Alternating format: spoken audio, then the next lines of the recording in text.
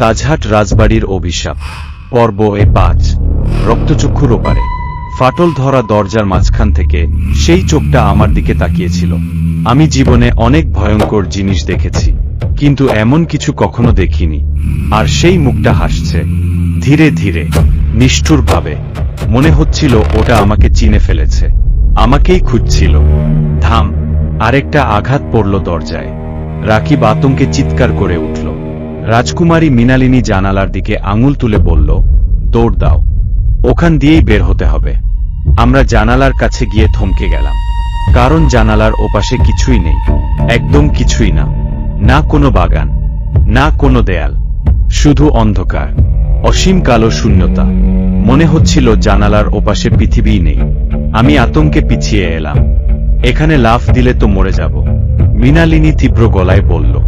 এখানে থাকলে তার চেয়েও ভয়ঙ্কর কিছু হবে। ধাম করে লাফ দিলাম আমরা দুজন। দরজার বড় একটা অংশ এবার ভেঙে পড়ে গেল। ফাটলের ওপাশে এখন কিছু একটা নড়ছে, বিশাল, কালো, অস্বাভাবিক। আমি সম্পূর্ণ দেখতে পাচ্ছিলাম না, কিন্তু বুঝতে পারছিলাম ওটা মানুষ না। আর ওটার উপস্থিতিতেই ঘরের বাতাস ভারী হয়ে উঠছে, শ্বাস নিতে কষ্ট হচ্ছে। হঠাৎ পেছন থেকে সেই পুতুলটার কণ্ঠ শোনা গেল, সে এসে গেছে। আমরা তাকালাম। পুতুলটা এবার বাক্সের ভেতর বসে আছে। আগে শুয়ে ছিল, এখন বসে আছে। তার কাচের মতো চোখ দুটো স্থির, আর সে দরজার দিকে তাকিয়ে আছে। সে সবসময় ক্ষুধার্ত। আমার বুক কেঁপে উঠল। আরেকটা আঘাত, দরজার অর্ধেক উড়ে গেল। ফাঁক দিয়ে এবার একটা বিশাল হাত ভেতরে ঢুকে পড়ল। হাতটা মানুষের মতো হলেও আকারে অস্বাভাবিক বড়। চামড়া নেই, লাল কাঁচা মাংস দেখা যাচ্ছে। আঙুলগুলো এত লম্বা যেন মানুষের বাহুর সমান। সেই হাত ঘরের ভেতর কিছু খুঁজতে লাগলো। আমি আর রাকিব জমে গেলাম। মৃণালিনী চিৎকার করে উঠল, এখনই লাফ দাও। রাকিব এক মুহূর্ত দেরি করল না, সে জানালা দিয়ে ঝাঁপ দিল। আমি হতভম্ব হয়ে তাকিয়ে রইলাম। তারপর অন্ধকার তাকে গিলে ফেলল, সে অদৃশ্য হয়ে গেল। আমার বুক ধক করে উঠল, কিন্তু ঠিক তখনই বিশাল হাতটা আমার দিকে ঘুরে গেল। আমি আর ভাবার সুযোগ পেলাম না, চোখ বন্ধ করে জানালা দিয়ে ঝাঁপ দিলাম। কতক্ষণ পড়ছিলাম জানি না, মনে হচ্ছিল আমি কোনো শেষহীন খাদে পড়ে যাচ্ছি। উপরে নেই, নিচে নেই, চারপাশে শুধু অন্ধকার। আর সেই অন্ধকারের ভেতর অসংখ্য কণ্ঠস্বর। কেউ কাঁদছে, কেউ হাসছে, কেউ সাহায্য চাইছে। হঠাৎ ধপ করে শব্দ। আমি শক্ত কিছুর ওপর পড়লাম। বুকের ভেতর থেকে বাতাস বেরিয়ে গেল। কয়েক সেকেন্ড নিঃশ্বাস নিতে পারলাম না। তারপর ধীরে ধীরে চোখ খুললাম, আর যা দেখলাম সেটা আমাকে আরো বেশি আতঙ্কিত করে তুলল। আমি একটা বিশাল হলঘরের মধ্যে শুয়ে আছি। মেঝে সাদা পাথরের, চারদিকে উঁচু স্তম্ভ, মশালের আলো জ্বলছে, কিন্তু রাকিব কোথাও নেই। আমি উঠে দাঁড়ালাম। রাকিব, রাকিব! কোনো উত্তর নেই, শুধু প্রতিধ্বনি। আমি চারপাশে তাকাতে লাগলাম। তখনই খেয়াল করলাম হলঘরের মাঝখানে একটা সিংহাসন, অত্যন্ত সুন্দর কারুকাজ করা, কিন্তু পুরো সিংহাসনটা কালচে লাল দাগে ভরা। মনে হচ্ছিল শুকিয়ে যাওয়া রক্ত। আমার বুকের ভেতরটা অস্বস্তিতে ভরে উঠল। হঠাৎ আমার পেছনে কারো হাঁটার শব্দ হলো, খস খস খস। আমি দ্রুত ঘুরে দাঁড়ালাম। কেউ নেই, কিন্তু শব্দটা আবার হলো, এবার অন্য পাশে, খস খস খস। মনে হচ্ছিল কেউ আমাকে ঘিরে ঘুরছে, কিন্তু দেখা যাচ্ছে না। আমি মোবাইলের আলো জ্বালালাম। ঠিক তখনই একটা ঠান্ডা নিঃশ্বাস আমার ঘাড়ে লাগলো। আমি জমে গেলাম। ধীরে ধীরে পেছনে তাকালাম।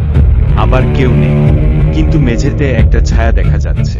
আমার ছায়া নয়, অন্য কারো। আর সেই ছায়াটা আমার পেছনে দাঁড়িয়ে আছে। আমার বুকের রক্ত যেন বরফ হয়ে গেল। আমি ধীরে ধীরে সামনে সরে এলাম, কিন্তু ছায়াটাও এগিয়ে এলো আমার সঙ্গে সঙ্গে, যেন সেটা আমার সঙ্গে লেগে আছে। ঠিক তখনই ধং করে শব্দ। দূরে ঘন্টা বেজে উঠল। একবার, দুইবার, তিনবার। সঙ্গে সঙ্গে পুরো হলঘরের বাতাস বদলে গেল। সব মশালের আগুন হঠাৎ নীল হয়ে গেল। তাপমাত্রা কয়েক সেকেন্ডের মধ্যে এত নিচে নেমে গেল যে নিঃশ্বাস থেকে ধোঁয়া বের হতে লাগলো। আর তারপর সিংহাসনের ওপর কেউ বসে থাকতে দেখা গেল। আমি নিশ্চিত এক সেকেন্ড আগেও ওখানে কেউ ছিল না, কিন্তু এখন আছে একজন নারী। রাজকীয় পোশাক, মাথায় মুকুট, মুখ নিচু, লম্বা চুল মেঝে ছুঁজে আছে। সে একদম নড়ছে না। আমার হাত পা ঠান্ডা হয়ে গেল। মৃণালিনীর কথা মনে পড়ল। রানীমা জেগে উঠেছেন। আমার গলা শুকিয়ে গেল। নারীটা ধীরে ধীরে মাথা তুলতে শুরু করলো। আমি স্থির হয়ে দাঁড়িয়ে রইলাম। আর তারপর আমি তার মুখ দেখলাম। আর সঙ্গে সঙ্গে আমার বুকের ভেতর থেকে একটা চিৎকার বেরিয়ে এলো। কারণ সেই মুখ মানুষের মুখ নয়। মুখের চামড়া যেন কেউ ছিঁড়ে নিয়েছে। দুই চোখের জায়গায় কালো গর্ত, আর ঠোঁটের জায়গায় শত শত সূচের মতো ধারালো দাগ। কিন্তু সবচেয়ে ভয়ঙ্কর বিষয় ছিল, সে আমার দিকে তাকিয়ে হাসছিল। আর সেই হাসির মাঝেই সে খুব ধীরে বলল, অবশেষে তুমি ফিরে এলে। আমার বুক ধক করে উঠল। ফিরে এলে মানে কি? আমি তো আগে কখনো এখানে আসিনি। কিন্তু রানী আবার বলল, 200 বছর অপেক্ষা করেছি, এবার তুমি কোথাও যেতে পারবে না। তারপর সে সিংহাসন থেকে ধীরে ধীরে উঠতে শুরু করলো। আর আমি বুঝতে পারলাম তার পা নেই, কোমরের নিচে শুধু কালো ধোঁয়া। আর সেই ধোঁয়ার ভেতর থেকে শত শত মানুষের হাত বের হয়ে ছটফট করছে। ঠিক তখনই হলঘরের অন্য প্রান্ত থেকে রাকিবের ভয়ঙ্কর চিৎকার শোনা গেল, পালা, ওটা মানুষ না। আর তার পরপরই কিছু একটা রাকিবকে টেনে নিয়ে যাওয়ার শব্দ ভেসে এলো অন্ধকারের ভেতর থেকে। চলবে পর্ব 6 খুব শীঘ্রই দেওয়া হবে। পরবর্তী পর্বের জন্য পেজটি ফলো করুন।